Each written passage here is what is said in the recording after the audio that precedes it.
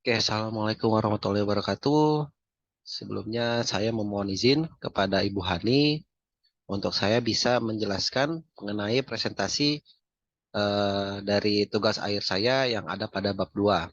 Saya atas nama Amal Ridho Ahmad Rifai dengan NIM 01120.011 izin menjelaskan presentasi TA saya yang berjudul dengan perancangan alat monitoring pH berbasis microcontroller pada clarifier tank di pelakar mil. Sebelumnya, bab 2 ini berisikan mengenai landasan teori. Nah, jadi yang landasan teori pertama itu mengenai PKS di pelakar mil sendiri. Yaitu di PKS pelakar mil tersendiri itu terdiri dari dua stasiun utama dan stasiun pendukung. Stasiun utama itu terdiri dari stasiun penerimaan, stasiun sterilizer, stasiun tracer, stasiun press, stasiun klarifikasi, dan juga stasiun not kernel. Dan juga di stasiun pendukung itu ada stasiun boiler, stasiun workshop, stasiun laboratorium, kemudian juga ada stasiun water treatment plant, dan juga ada stasiun engine room.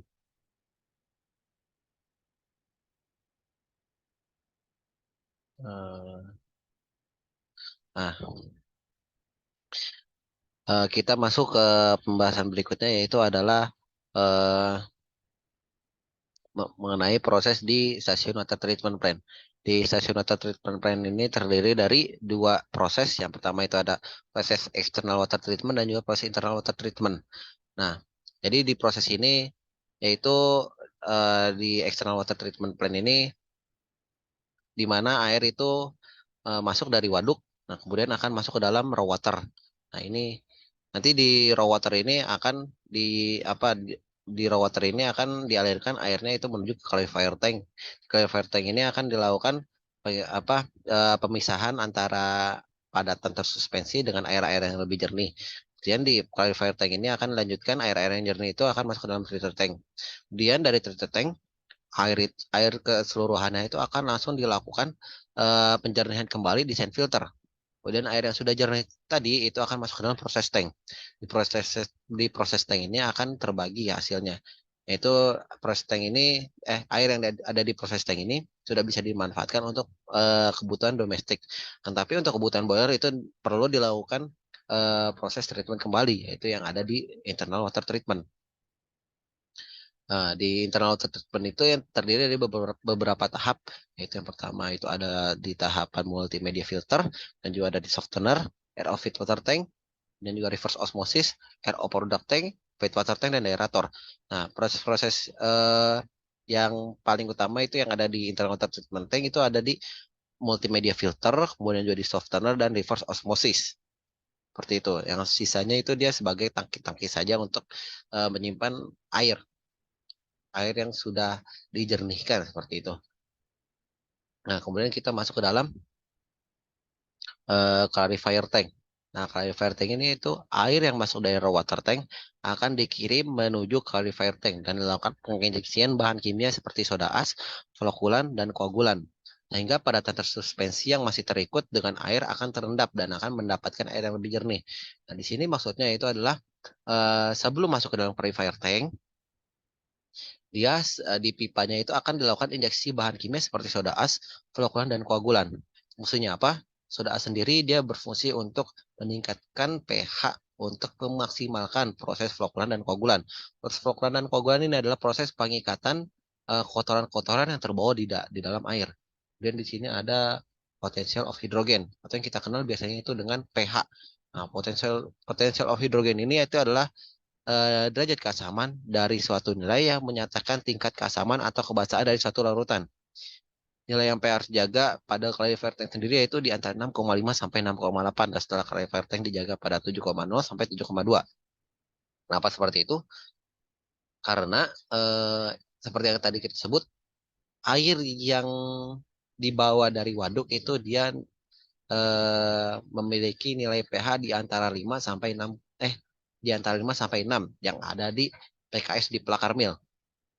Nah, sehingga perlu dinaikkan atau kita perlu diinjeksi soda as untuk berfungsi untuk meningkatkan nilai pH-nya. Nah, kemudian kenapa di sini dilakukan eh, injeksi bahan kimia kembali? Karena di sini diperlukan untuk menjaga alkalinitas pada proses di proses yang masuk ke dalam internal water treatment plant. Kita langsung masuk ke dalam pembahasan berikutnya. Nah, di sini ada sensor yang saya gunakan, yaitu adalah sensor pH 4502C. Nah, ini adalah sensor yang utama yang saya gunakan, yaitu adalah instrumen untuk mengukur konsentrasi hidrogen dalam sebuah larutan untuk mengetahui tingkat keasaman atau kebasahan dari satu larutan. Cara kerja dari sensor pH air ini dengan memasukkan probe sensor pH, yaitu yang ini, ke dalam sampel larutan, yaitu nanti ada misalnya contohnya. Kemudian probe sensor pH ini akan mendeteksi sampel larutan tersebut dan mengubah sinyal elektroda pH, di mana output dari sensor akan dikonversi. Nah, dikonversinya itu menggunakan ini nih, modul ini. Kemudian nanti dia akan dikonversi menuju ke Arduino dan akan ditampilkan seperti itu. Dan di sini juga sensor yang saya gunakan itu ada sensor suhu. Sensor suhu yang saya gunakan itu DS18B20 berfungsi untuk mengubah besaran panas yang ditangkap menjadi besaran tegangan. Sensor DS18B20 ini bekerja dengan mengubah besaran suhu menjadi besaran tegangan. Nah, ini adalah kemudian kita masuk ke dalam Arduino Uno. Arduino Uno adalah microcontroller sebagai pengendali micro single board yang berfungsi sebagai yang bersifat open source dirancang untuk memudahkan pengguna elektronik dalam berbagai bidang. Microcontroller ini juga biasa disebut sebagai otak dari alat monitoring pH kita yang kita gunakan. Nah, di sini yang kita gunakan juga ada software Arduino IDE. Arduino IDE itu adalah singkatan dari Integrated Development Environment, adalah software open source yang dikembangkan oleh Arduino sendiri. Arduino IDE ini ditujukan untuk mengedit, membuat, dan mengupload ke board yang ditentukan dan mengcoding program dan selanjutnya diupload ke Arduino Uno sebagai hardware. Jadi sebelum kita menggunakan Arduino Uno ini, kita harus melakukan pengkodingan, yaitu semacam uh, apa memasukkan kata perintah yang selanjutnya akan nanti disimpan ke dalam Arduino Uno gitu. Jadi apabila kita ingin menggunakan Arduino Uno itu wajib untuk kita juga bisa menggunakan software Arduino IDE ini.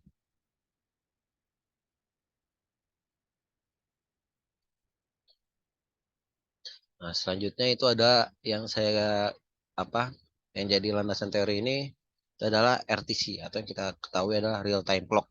Yaitu real time clock merupakan modul pendukung yang difungsikan sebagai waktu secara akurat dan real time hingga pada pembacaan dari tahun hingga detik. Modul ini juga dapat mengupdate tanggal dan waktu secara berkala. Jadi kelebihan dari RTC ini itu sama seperti apa ya? Jam yang nggak ada di laptop kita gitu. Jadi selama di RTC ini masih terpasang baterai ini yang ada di sini, itu dia waktunya itu akan terus berlanjut. Jadi tidak akan mengulang gitu kan. Kalau misalnya yang kita ketahui kan kadang kalau kita pakai jam terus kita matikan gitu kan ya, yang jam yang kita pakai itu kalau misalnya kita matikan nanti waktunya akan berubah gitu kan ya. Nah kalau ini enggak, RTC ini dia akan terus berlanjut gitu. Selama baterai ini masih terpasang. Nah, sini juga yang saya gunakan di itu ada modul SD card. Modul SD card yaitu merupakan modul untuk mengakses micro SD untuk pembacaan atau penulisan dari output penggunaan microcontroller dengan menggunakan sistem antarmuka SPI, Serial Parallel Interface ke SD card. Nah, jadi maksudnya apa ini Serial Parallel Interface? Jadi ini kan ada 6 pin ya. Nah, di sini ada pinnya itu salah satunya itu ada CS, SCK gitu kan, dan VCC, GND dan Meso dan MOSI gitu. Miso dan Mosi. Nah, itu jadinya seharusnya di sini itu dia memerlukan suatu modul kembali gitu. Akan tetapi karena di sini dia sudah serial parallel interface, nah jadi dia bisa langsung terpasang masuk ke dalam Arduino Uno-nya gitu. Nah, akan tapi kekurangannya dia masih membutuhkan banyak sekali pin gitu. Ini kita masuk ke landasan teori yang terakhir yaitu adalah LCD I2C atau yang kita kenal dengan Liquid Crystal Display Integrated Circuit, yaitu adalah berfungsi sebagai papan penampil pembacaan dari suatu nilai dengan standar komunikasi serial dua arah menggunakan dua saluran yang didesain khusus untuk mengirim maupun menerima data.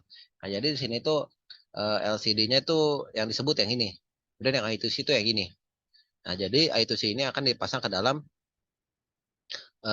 LCD ini. Nah, apa kelebihan dari I2C ini? Yaitu dia hanya membutuhkan 4 pin. Sedangkan ya waktu kemarin saya pernah menggunakan LCD keypad field itu dia menggunakan sekitar 8 pin lah yang digunakan untuk bisa menampilkan hasil pembacaan dari Arduino Uno gitu. Jadi ini adalah suatu kelebihan dari LCD I2C-nya. Jadi mungkin sekian dari pembahasan presentasi bab 2 saya. Apabila ada kurang dan lebihnya, saya mohon untuk diberikan saran dan masukannya ya Bu. Terima kasih kepada Ibu Hani sebelumnya sudah ingin menyaksikan hasil presentasi saya. Saya mohon pamit undur diri. Wassalamualaikum warahmatullahi wabarakatuh. Terima kasih Bu.